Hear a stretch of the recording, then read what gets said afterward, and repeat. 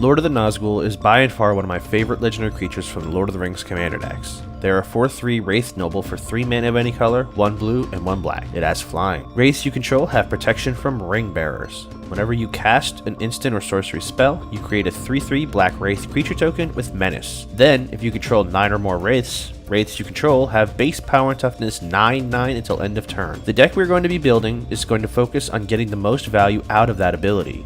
We have a large number of instants and sorceries that will help us get up to that threshold of 9 Wraiths. Do keep in mind, our commander is also a Wraith and can count themselves in reaching that 9 minimum. Let's start out with our mana ramp. We are utilizing Blood Pet as a form of mana ramp. We can cast it early on, and then later game when we need a small boost of mana, we can sack it to create 1 black mana. Dark Ritual is critical in this deck, as our commander is a 5-drop, and we will want them to be cast as early as possible to begin accruing value. This can also help us burst ahead should we need extra mana to help begin casting extra spells and creating more Wraiths. Our selection of mana rocks include Arcane Signet, Felwar Stone, Jeweled Lotus, Mind Stone, Soul Ring, Talisman of Dominance, and Thought Vessel. These cards synergize well with Displacer Kitten, a cornerstone engine in the deck. We can tap a mana rock to cast an on-creature spell while Kitten is in play. We then flicker that mana rock that we can then use to cast the next spell. Because our mana rocks are also considered non-creature spells, this can also help us ramp up quickly, using 1 mana rock to cast another, which resets the first one, and then you get them all out, untapped, and ready to go to the bigger spells. A lot of our spells in the deck cost 1 mana, and so this is really going to help us begin storming off. Because we have plenty of instants and sorceries, Archmage and Mertis will give us card draw for each. This can get out of hand very quickly, and can keep us high on our card advantage as we pressure our opponents. Now, about those instants and sorceries. We are on a higher number of single target removal spells, and this is largely to keep the pressure on our opponents as we build up our Wraith army. Our opponents are going to struggle to keep up with us as we're creating more of those 3/3 Wraiths with Menace. Some of my choice picks are Baleful Mastery, which can circumvent indestructible creatures, and the card draw that we offer our opponents isn't a concern. We will have control over this game most of the time, so giving them a meager ration of card draw is only giving them false hope. Cut Down is exactly what our Wraith army will be doing to our opponents, and since most creatures won't be on the field for too long, this can be helpful to clear up any problematic cards that remain. Any creature-based stacks pieces can be sniped off easily with this, or more appropriately, cut down. Cyclonic Rift, I will mention it here as it does double duty as single target removal for 2 mana, and then it can be overloaded to wipe out our opponents' boards. This deck can be pretty brutal to play against if you're ill prepared for interaction spells. Deadly Rollick is higher on the mana curve for our removal, but should our commander be out, this is free interaction we couldn't get elsewhere. Dismember is a very versatile removal spell. It can theoretically cost only 1 mana, provided you choose the 4 life for the 2 Phyrexian pips, and then it can either remove a creature outright or make it small enough that your Wraiths can trample it. Pongify and Rapid Hybridization do about the same thing, can destroy a creature, and the only difference is one's giving them a Froggo token and the other one an ape. Reality Shift can be potent in the right situation, removing a problematic creature from the game, and then potentially locking an opponent out of a crucial card, should that manifested card not be a creature that they can flip. Snap is basically free removal, giving us 2 untapped lands after we bounce a creature. Soothing of Schmeagol gives us some ring-tempting fun on some removal, which is a small sub-theme of the deck. Now, in addition to our single target removal, I have included a small package of cards that will punish opponents for trying to get card advantage. Fairy Mastermind has Flash, giving extra flexibility that we can drop in response to a card draw spell, and then we get to draw a card as well. We can also channel some mana into this to make opponents draw, which would then in turn give us extra card draw. Notion Thief can play into the wheel effects. We run 2, it'll give us the card draw instead of our opponents, and then it can be used in the same vein to punish greedy card draw engines. Orcish Bowmaster is also here for the same purpose of punishing those draw engines, but this also functions as a form of removal. Even more, we get to start building up an Orc army token. We also utilize a few cards that are using the ring tempting mechanic, a flavor nod that I felt would be fun to include. The ring mechanic, as a quick refresh, gives you an emblem when you are first tempted by the ring, called the ring. You gain abilities from the top to the bottom of the list, and those remain for the remainder of the game. If you control a creature when you are tempted by the ring, you must choose that creature to be your ring bearer, or to remain your ring bearer. Now that that's settled, Ring Sight begins by tempting you with the ring. You then tutor for a card that shares a color with the legendary creature you control, and then shuffle. This is slightly situational, as it does require that we control our commander or a ring bearer, as the ring bearer does become legendary. It's also pretty useful in this deck as we are only on 2 colors, giving us a good chance to be able to tutor for anything.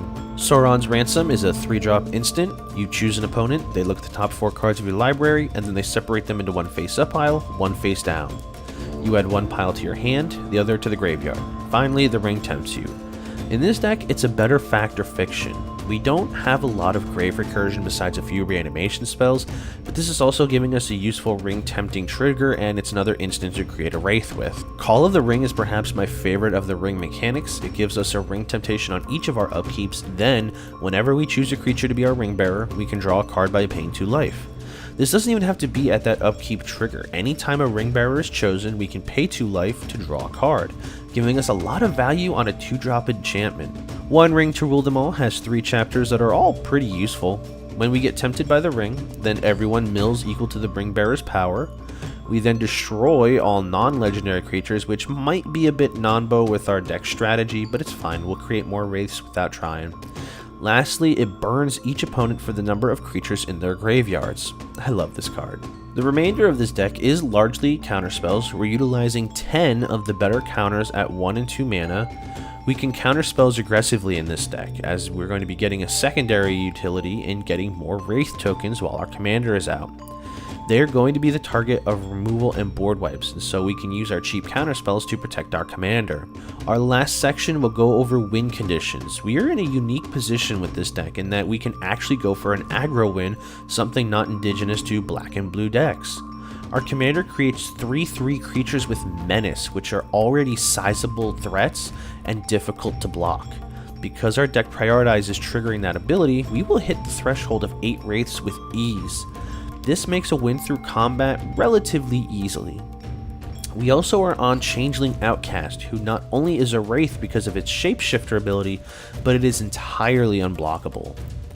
We can actually use some of our instants as combat tricks in this sense. Swinging in with 7 wraiths and holding up mana, our opponents might have a hard time blocking them all at once, but think that they can weather the hit and let it go through. We then drop any kind of instant to create us that additional token, hit the threshold, and then they all buff to become at least 9/9s. If we are just attacking with our commander and 6 wraith tokens, that's 18 damage off of the wraith tokens, 4 of our commander. Hit that 8th wraith, suddenly it becomes 54 damage off of our tokens and 9 off our commander. If this is all unblocked, that's lethal for the board. We can also utilize Cover of Darkness to give our black creatures fear, making them nearly impossible to block. Aetherflux Reservoir is another, maybe not as exciting option. We are in a sense a storm deck, able to cast a few spells per turn, and this will in turn buff our life total, which we can then use the reservoir to pick off any remaining opponents. Lastly, and perhaps the most easily cut win con for the deck, is Professor Onyx and Chain of Smog.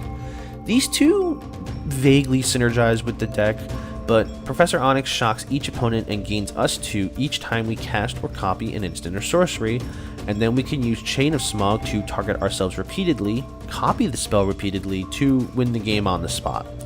Now, this is a CEDH level win condition. I'm including it because Professor Onyx is my favorite Oathbreaker deck right now, and so she's in every black deck I own, so it's entirely up to you if you choose to play this. I think the Lord of the Nazgûl is a really strong commander, and I like that we can build this deck at just about any power level and it can still function. I think this deck can easily be bumped up to a CEDH level deck with a few modifications. I think the list we presented today feels like it's just about there as is. You can of course cut some of the more expensive cards, a lot of them live in the mana base, to trim down the cost of putting the deck together yourself. If you want to check out the full deck list, including the cards that we did not discuss in this video, I will include a link to the Moxfield page in the description below. What sort of spice do you have in mind for this deck? Is there another deck from this set you'd like us to take a look at? Let me know in the comments. I hope you enjoyed this video. Likes and shares are always graciously appreciated. Remember to subscribe if you like what you see, and as always, I'll see you all next video.